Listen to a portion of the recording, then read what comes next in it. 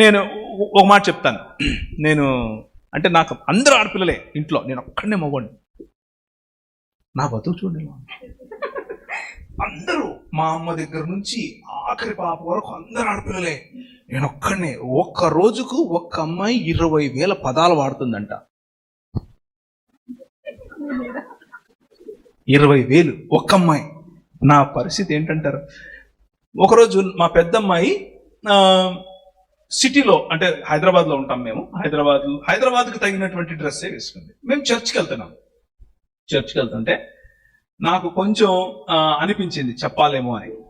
ఎలా చెప్పాలి అని కూర్చొని కొంచెంసేపు ఆలోచించి ఓకే అని దగ్గరికి వెళ్ళి ఆ అమ్మాయిని దగ్గర తీసుకొని, యూ లుక్ బ్యూటిఫుల్ టుడే అని చెప్పాను. నువ్వు చాలా అందంగా అనిపిస్తున్నారా, కాకపోతే ఇది ఇలా చేసుకుంటావా అన్నా. వెంటనే మార్చుకుని వచ్చింది, మరుసటి క్షణమే మార్చుకుని వచ్చింది. అర్థమవుతుందా? Appreciate the beauty in your daughter before somebody else does it. ఎవడో బయటోడి కోసం అలంకరణ వద్దు. I'm looking at you, you are so beautiful. ఇక్కడ ఉన్న తండ్రులకు అందరికీ ఒక మాట చెప్తున్నా, గుర్తుంచుకోండి ఈ విషయం. You will not regret. మీరు తీసుకుంటే మీ మనసులోకి, మీరు ఎప్పుడు ఎందుకిన్నాను రా వారి మాట అని మీరు అనుకోరు, మీరు సంతోషపడతారు. ఏంటంటే మీ ఆడపిల్లల్ని, ముఖ్యంగా మీ కూతుళ్ళని పొగడండి. ఎందుకంటే బయటోడు పొగిడితే పడరు. మా తెలుసులే ఓ అంటారు. మా నాన్న రోజు చెప్తాడు, నువ్వు కొత్తగా చెప్పేది ఏంటి అంటారు. నిజంగా మీరు దూరం ఉంచినంత వరకు బయటోడికి దగ్గర అవుతారు. గులాబీ పట్టుకోవచ్చు. నిజం చెప్తున్నాను. జస్ట్ ఒక టెక్స్ట్ కొట్టండి మధ్యలో, నువ్వు అక్కడ మీటింగ్ లో అలా కూర్చున్నావే, భలే అందంగా ఉన్నావే ఇవాళ అని చెప్పండి. She will feel good. ఆ అమ్మాయి అలంకరణ ఇంత పోతుంది, అంత మొత్తం దుప్పటి కప్పుకొని వస్తుంది రేపటి నుంచి. చిన్న పాయింట్ అన్న, కేవలం అమ్మాయిలనే కాదు, వాళ్ళ భార్యలను కూడా ఇలాగే పొగిడితే బెటర్. అవును కదా, కొంతమంది భార్యల్ని భర్తలు అసలు పొగడరు. బాగున్నావు, ఈ రోజు వంట బాగుంది, అందంగా ఉన్నావు అని కూడా అనరు. ఏంటమ్మా మనసులో మాట చెప్తున్నావు? అదే ఉండదులేండి, మా route separate.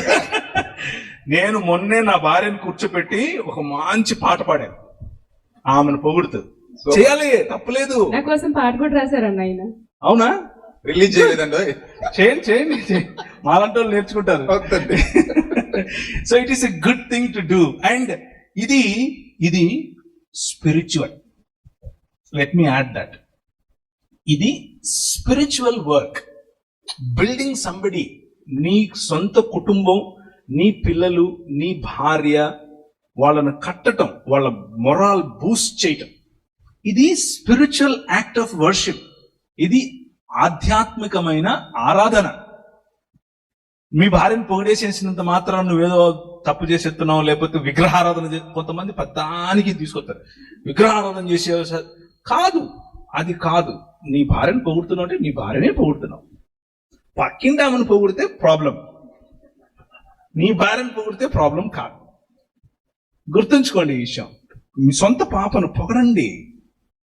Appreciate their beauty, look into them. వాళ్ళలో ఉన్న టాలెంట్స్ గుర్తించండి. మన పిల్లల టాలెంట్స్ మనం గుర్తించకపోతే ఎవడో చిందుకు గుర్తిస్తాడండి, మనమే చేయాలి. సో డ్రెస్సుకు ఆధ్యాత్మికతకు సంబంధం లేదు. ఓకే, అలంకరణకు ఆధ్యాత్మికతకు సంబంధం లేదు. కానీ డ్రెస్, అలంకరణ ఎవరినో ఆకర్షించుకోవడం కోసం అయితే స్త్రీలు, మీరు వాలంటరీగా దాన్ని ఆలోచించండి. మేము చెప్పక్కర్లేదు మీకు, ఇది వేసుకోండి, అది వేసుకోండి, ఇది వేసుకోండి. మేమెవరం? మీకు తెలీదా ఏంటి ఏం వేసుకోవాలో? మీకు తెలుసు. ముందు హృదయం శుద్ధిగా ఉండాలి, అందులో వాక్యం ఉండాలి, అప్పుడు పైన అంతా బాగుంటుంది. రైట్.